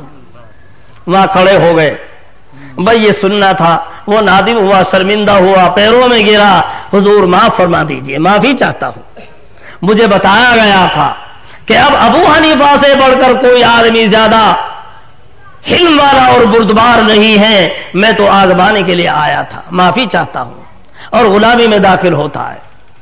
اور ایک نہیں کتنے واقعے ہیں جو امام اعظم ابو حنیفہ رحمۃ اللہ علیہ کے ساتھ پیش آئے ہیں، ہم تو آج ان کو سوچ بھی نہیں سکتے۔ ایک شخص آیا، حضرت مکان پر چڑھے، دوسری منزل پہ جا رہے ہیں، ایک آدمی آیا اور آگے کہا کہ حضرت جی ایک مسئلہ معلوم کرنے کے لیے آیا ہوں۔ حضرت اوپر سے نیچے اتر کر آئے اور ابھی ایک دو سیڑھی باقی تھی، کہنے لگا کہ حضرت میں تو بھول گیا۔ حضرت واپس چلے گئے، ابھی اوپر پہنچے تھے کہ جی یاد آ گیا، ذرا بتا دیجئے۔ حضرت پھر اوپر سے نیچے آئے اور نیچے اترنے والے تھے، کہا کہ جی بھول گیا، اور پھر حضرت اوپر گئے اور پھر کہا کہ جی یاد آ گیا۔ 10 مرتبہ یہ حرکت کی اس شخص نے۔ بتاؤ ہمارے ساتھ تو کوئی ایک دفعہ بھی کرے تو تھپڑ ماریں گے کہ نہیں؟ بیوقوف ہے، ہمیں بیوقوف سمجھا ہے کیا؟ بیوقوف بنا رہا ہے۔ لیکن 10 مرتبہ کے باوجود حضرت کے چہرے پہ شکن نہیں آئی، اور جب 10 مرتبہ کے بعد نیچے اترے، اب وہ مسئلہ معلوم کرتا ہے۔ مسئلہ کیا معلوم کرتا ہے کہ جی یہ بتائیے پاخانے کا مزہ کیسا ہوتا ہے؟ بتائیے، 10 مرتبہ کے بعد پوچھے اور مسئلہ بھی کیا پوچھے؟ ہم سے خود اگر کوئی بےہودہ بات پوچھتا ہے تو ہم تو جواب نہیں دیتے اور غصہ الگ ہوں گے، لیکن وہ ایسا مسئلہ پوچھ رہا ہے لیکن پھر بھی حضرت ناگواری کا اظہار چہرے پہ نہیں، بلکہ فرماتے ہیں کہ اچھا یہ بتا کہ تازہ پاخانے کا مزہ پوچھتا ہے یا باسی کا؟ اس نے کہا کہ دونوں کا بتا دیجئے۔ حضرت نے فرمایا کہ تازہ پاخانے کا ذائقہ میٹھا ہوتا ہے، باسی کا کڑوا ہوتا ہے۔ اب اس پر وہ کہتا ہے کہ کیا کھا کے دیکھا تھا؟ بتاؤ غصہ آئے گا کہ نہیں آئے گا؟ لیکن حضرت فرماتے ہیں کسی چیز کو جاننے کے لیے اس کا چکھنا اور کھانا ہی ضروری نہیں، بات چیزیں بغیر چکھے ہوئے بھی معلوم ہو جاتی ہیں قرائن سے۔ ہم نے دیکھا کہ جب پاخانہ تازہ ہوتا ہے تو مکھی اس پر بیٹھتی ہے، اور کڑوے پہ جب باسی ہو جاتا ہے تو نہیں بیٹھتی، اور ادھر ہم نے دیکھا کہ مکھی میٹھی چیز پہ بیٹھتی ہے۔ ہم نے سمجھا کہ تازہ پاخانے میں مٹھاس ہوتا ہے تبھی تو مکھی بیٹھتی ہے، اور جب باسی ہو گیا مٹھاس ختم ہو گیا تبھی مکھی اس پہ نہیں بیٹھتی۔ اس سے سمجھ میں آیا کہ تازہ پاخانے کا ذائقہ میٹھا اور باسی کا کڑوا۔ بھئی یہ سننے کے بعد وہ سب پیروں میں گرتا ہے، معافی چاہتا ہے کہ حضرت میں معافی چاہتا ہوں، مجھے یہ بتایا گیا تھا کہ روئے زمین پر ابو حنیفہ سے بڑھ کر کوئی آدمی حلم والا نہیں ہے، میں تو آزمانے کے لیے آیا تھا اور میں نے جیسا سنا تھا اس سے بڑھ کر پایا، میں معافی چاہتا ہوں۔ بھائی اللہ تعالیٰ کے اولیاء سب کا عمل یہی رہا ہے اور انہی اخلاق کے ذریعے سے اسلام پھیلا۔ حضرت مولانا حسین احمد صاحب مدنی نور اللہ مرقدہ سبق پڑھا رہے ہیں، بخاری شریف کا سبق ہو رہا ہے، ایک طالب علم پرچی دیتا ہے، طالب علم اپنا پڑھنے والا اور پرچی دے رہا ہے بخاری شریف کے سبق میں، اور اس پہ کوئی سوال نہیں ہے، اس پہ یہ لکھا ہے حضور ہم نے سنا ہے کہ آپ حرامی ہیں، یعنی ولد الزنا ہیں۔ ایک طالب علم اور سبق میں بخاری شریف کے یہ کہے اپنے استاد کو، بتاؤ استاد کو غصہ آئے گا کہ نہیں آئے گا؟ اسے بھگائیں گے کہ نہیں؟ مدرسے سے اخراج بھی کریں گے کہ نہیں کریں گے؟ لیکن حضرت کے چہرے پہ شکن نہیں آتی۔ حضرت فرماتے ہیں میرے والدین کے نکاح کے گواہ ابھی موجود ہیں، اور جس کا نکاح گواہوں کی موجودگی میں ہوا ہو اس سے جو اولاد پیدا ہوتی ہے وہ حلالی ہوتی ہے، حرامی نہیں ہوتی. اس لیے مجھے حرامی کہنا صحیح نہیں ہے، میں حلالی ہوں. میرے والدین کے نکاح کے گواہ بھی موجود ہیں، اور یہ کہہ کر چہرے پہ شکل لائے بغیر پھر سبق شروع کر دیا. نہ یہ دیکھا کہ کون طالب علم ہے، نہ یہ دیکھا کہ اس کا اخراج ہو، نہ اسے برا کہا نہ بھلا کہا.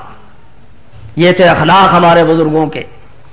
وقت نہیں ہے، آپ حضرات بھی تھکے ہوئے اور عادی بھی نہیں ہیں، ورنہ تو بھائی اللہ کے نیک بندوں کے واقعات، حضرت نبی اکرم صلی اللہ علیہ وسلم کے اخلاقی واقعات اور اولیاء کرام کے واقعات اخلاق کے، کہ ان کے ان اخلاق کے ذریعے سے کس طرح اسلام پھیلا ہے، بھائی یہی صبح ہو جائے گی. آپ کو بھی فجر نماز یہی پڑھنی پڑے گی اور ہم کو بھی یہی پڑھنی پڑے گی. اور آئندہ پھر کبھی اگر موقع ہوگا جلسے ولسے کا، بھائی فلاں کی تقریر ہے، تو آپ پھر گھروں سے نکل کے نہیں آنے کے، بھائی وہ مولوی تو صبح فجر کر دے گا ہی، اس لیے بس کیا تقریر سننے جاویں. اس لیے بس اچھا ہے کسی کے اوپر اکتفا کر لیں اتنے کے اوپر، تاکہ آئندہ اگر کبھی آنے جانے کا موقع ہو تو آپ بھی آ سکے سننے کے لیے. اور بھئی یہ نہ ہو کہ ہم دیکھیں کہ میدان ہی صاف ہے. باقی یہ سن کر محض اسی طرح ہم بھائی اٹھ کر چلے جائیں یہ صحیح نہیں ہے. ہم اپنے حالات کے اوپر غور کریں، آج ہمارے حالات کیا ہیں، وہاں دشمنوں کے ساتھ بھی کیا معاملات تھے، اور یہاں ہمارے اپنے دوستوں کے ساتھ ہمارے کیا حالات ہیں، رشتہ داروں کے ساتھ ہمارے کیا حالات ہیں، اپنے عزیزوں کے ساتھ، بیوی بچوں کے ساتھ، پڑوسیوں کے ساتھ ہمارے کیا حالات ہیں. ذرا ہم غور کریں. حضرت شیخ سعدی علیہ الرحمہ فرماتے ہیں، شنیدم کے مردان راہ خدا، دلے دشمنا ہم نہ کر دند تنگ، ترا کے میں سرشبدی مقام کہ با دوستانت خلافست و جنگ. ہم نے تو اللہ والوں کے بارے میں سنا ہے کہ وہ دشمنوں کے دل کو بھی نہیں ستاتے اور تکلیف نہیں پہنچاتے، لیکن مجھے اور تمہیں یہ مقام کیسے حاصل ہو سکتا ہے جبکہ اپنے دوستوں اور اپنے عزیز اور اپنے اقارب اور رشتہ داری ہم سے محفوظ نہیں ہے. آج ہمارا حال یہ ہے، ہمارے والدین محفوظ نہیں، ہمارا حال یہ ہے ہمارے بیوی بچے ہم سے محفوظ نہیں، ہمارا حال یہ ہے کہ بڑے چھوٹوں کو ہم نہیں بخشتے، ہمارا حال یہ ہے کہ اپنے پڑوسیوں کو تکلیف پہنچاتے ہیں. آج ہمارا حال یہ ہے، ہمارے انہی حالات کی وجہ سے آج اسلام کے اوپر حرف آ رہا ہے اور اسلام بدنام ہو رہا ہے. مسلمان ایسا کرتے ہیں؟ ارے مسلمان تو ایسے تھے کہ ان کے حالات کو دیکھ دیکھ کر لوگ اسلام قبول کرتے تھے. مسلمان جدھر کو جاتے تھے لوگ ان کے حالات کو دیکھ کر اسلام قبول کرتے تھے. یہ مسلمان ہیں، اور مذہب اسلام تو اتنا سچا مذہب ہے اور ایسا پاکیزہ مذہب ہے. ہم یہاں سے عہد کر کے جائیں، آج اس مجلس سے عہد کر کے جائیں، انشاءاللہ ہم کسی کو تکلیف نہیں پہنچائیں گے، ہم سے کسی کو تکلیف نہیں پہنچے گی، ایک دوسرے کے کام آئیں گے، ایک دوسرے کو راحت پہنچائیں گے، ایک دوسرے کی خدمت کریں گے، لوگوں کے لیے گلاب بن کر رہیں گے، کانٹے نہیں بنیں گے، لوگوں کے لیے پھول گلاب کا پھول بنیں گے، لوگوں کے لیے کانٹے نہیں بنیں گے. پھر دیکھو کہ لوگ آپ کو اپنے سروں پہ اٹھاتے ہیں کہ نہیں. گلاب ہوتا ہے تو ہر آدمی آنکھوں سے لگاتا ہے، سر پہ رکھتا ہے، اور کانٹا آتا ہے تو دور پھینکتے ہیں. ہم اگر لوگوں کے لیے گلاب بنیں گے تو لوگ اپنے آنکھوں پہ سروں پہ رکھیں گے کہ نہیں رکھیں گے؟ ہم یہاں سے عہد کریں کہ انشاءاللہ ہم ہمارے ذریعے سے کسی کو تکلیف نہیں پہنچے گی، ہر کسی کو راحت پہنچائیں گے، ہر کسی کی خدمت کریں گے، یتیموں کے کام آئیں گے، بیواؤں کے کام آئیں گے، بڑوں کا اکرام کریں گے، چھوٹوں پر شفقت کریں گے، ہر کسی کی خدمت کریں گے. آپ حضرات یہ عہد کر کے جائیں تو انشاءاللہ ہمارا یہ جلسہ کامیاب. اور اگر آپ نے یہ عہد کر لیا تو آپ کے ذریعے آپ کے پورے جے پور کی فضا بدل سکتی ہے. آپ جب اپنے اپنے یہاں یہ عمل کریں گے آپ کے ذریعے سے پوری جے پور کی فضا بدل جائے گی انشاءاللہ. اور بھائی ان چیزوں کو باقی رکھنے کے لیے ضروری ہے کہ ہم کچھ اقدامات کریں، اپنے اپنے محلوں میں کوشش کریں، ایک ایک آدمی کو نمازی بنائیں، 100% نمازی بنانے کی کوشش کریں. ایک ایک آدمی نمازی ہوگا، دیندار ہوگا تو یہ فضائیں قائم ہوں گی. جو بچے ہمارے پڑھنے نہیں جاتے ان کو مدرسوں میں پڑھنے کے لیے بھیجیں، اپنے بچوں کو حافظ بنائیں، عالم بنائیں. ہمارے بچے حافظ بنیں گے، عالم بنیں گے، دین کا علم ان کے اندر آئے گا تو یہ اخلاق ان کے اندر آئیں گے. جب دین کا علم آئے گا تبھی تو اخلاق آئیں گے، دین نہیں آئے گا تو ان کے اندر اخلاق کیسے آئیں گے؟ اس لیے اپنے بچوں کو چاہے ہمیں فاقہ کرنا پڑے، چاہے بھوکا رہنا پڑے، محنت مزدوری کرنی پڑے، لیکن یہ طے کریں کہ اپنے بچوں کو ہمیں پڑھانا ضرور ہے، اپنے بچوں کو حافظ ضرور بنائیں گے، عالم ضرور بنائیں گے۔ اور جو بچے ہمارے اسکول کالجوں میں پڑھتے ہیں ان کی بھی دینی تعلیم کا انتظام کریں گے۔ اور جو نوجوان بچے نہ مدرسوں میں جاتے ہیں نہ مسجدوں میں جاتے ہیں، نوجوان شادیاں ہو گئیں، کئی مدرسوں میں جانے کے قابل نہیں، کاروبار شروع کر دیا، ان کے لیے شبیرہ مکاتب قائم کریں، اپنے محلے میں مسجد میں آدھا گھنٹہ وہ دے دیں، اور آدھا گھنٹے میں ان کو آپ قرآن پاک پڑھائیں اور بہشتی دیور پڑھائیں، تعلیم الاسلام پڑھائیں، تاکہ وہ بھی دین سے واقف ہو جائیں۔ ہمارے وہ نوجوان بچے کہ جن کا کوئی کاروبار بھی نہیں ہے، ایسے نوجوان بچوں کو سمجھائیں اور کسی نہ کسی کاروبار میں لگائیں، چونکہ جب کاروبار نہیں ہوتا سینکڑوں بیماریاں اس کے اندر پیدا ہو جاتی ہیں، کہیں برائی میں مبتلا ہو جاتا ہے، جرائم میں مبتلا ہو جاتا ہے۔ اس کا علاج یہی ہے کہ ان کو کاروبار میں لگا دیں، کسی کاروبار کو حقیر نہ سمجھیں، چاہے چھوٹا ہو یا بڑا ہو، محنت ہو یا مزدوری، چھوٹا موٹا کوئی بھی کام ہو کام کریں، ٹھالے نہ رہیں، کام کریں گے جرائم خود بخود ختم ہو جائیں گے۔ اسلام ٹھالے رہنا نہیں سکھاتا، گداگری نہیں سکھاتا، قوم پہ بوجھ بننا نہیں سکھاتا، محنت کا حکم دیتا ہے، تجارت کو عبادت قرار دیا ہے اسلام نے۔ التاجر الصدوق مع النبیین والصدیقین والشہداء والصالحین، امانت اور دیانت کے ساتھ تجارت کرنے والا قیامت میں انبیاء علیہ السلام کے ساتھ اٹھے گا، شہداء اور صالحین کے ساتھ اٹھے گا۔ محنت مزدوری کرنے والا آدمی فرما من امسا کالم من عمل یدیہ امسا مغفورا، جو آدمی اس حال میں اس نے شام کی کہ اپنے ہاتھ سے کماتے کماتے تھک گیا، چکنا چور ہو گیا، فرمایا کہ اس کی تو بخشش ہو گئی۔ محنت مزدوری کرنا اتنی بڑی عبادت کہ اس کی بخشش ہو گئی۔ حضرت نبی اکرم صلی اللہ علیہ وسلم کے زمانے اقدس میں آپ کے سامنے ایک شخص آیا، سوال کیا، آپ نے فرمایا تیرے گھر میں کچھ ہے؟ کہا کہ جی کچھ نہیں۔ بھائی کچھ تو ہوگا؟ کہ جی ایک تو میرے گھر میں پیالہ ہے اور ایک ٹاٹ کا ٹکڑا ہے، اسی ٹاٹ کو بچھا لیتے ہیں اور رات کو اسی کو اوڑھ بھی لیتے ہیں، وہی بستر ہے وہی بچھونا ہے، اور وہ پیالہ ہے اسی میں کھانا کھا لیتے ہیں، اسی میں وضو کر لیتے ہیں۔ فرمایا کہ دونوں کو لے آؤ۔ آپ نے دونوں کو منگایا اور آپ نے بولی بول دی، 2 درہم میں اس کو فروخت کر دیا اور 2 درہم اس کے حوالے کیے، اور فرمایا کہ 1 درہم کا آٹا خریدو، گھر میں ڈالو بیوی کے پاس، اور 1 درہم کی کلہاڑی خرید کر لاؤ۔ چنانچہ اس نے 1 درہم کا آٹا خرید کے بیوی کو دیا اور 1 درہم کی کلہاڑی خرید کر لے کر آیا۔ نبی اکرم صلی اللہ علیہ وسلم نے اپنے دستے مبارک سے اس کے اندر بنٹا لگا دیا، دستہ لگا دیا، اور فرمایا کہ اس کو لے کر جاؤ، جنگل میں جاؤ اور جو خضرو لکڑیاں ہوتی ہیں ان کو کاٹ کر لاؤ، بازار میں بیچو، اور اتنی محنت سے کام کرنا، دیکھو 15 دن تک میں تمہاری صورت نہ دیکھوں، میرے سامنے بھی آنے کی اجازت نہیں۔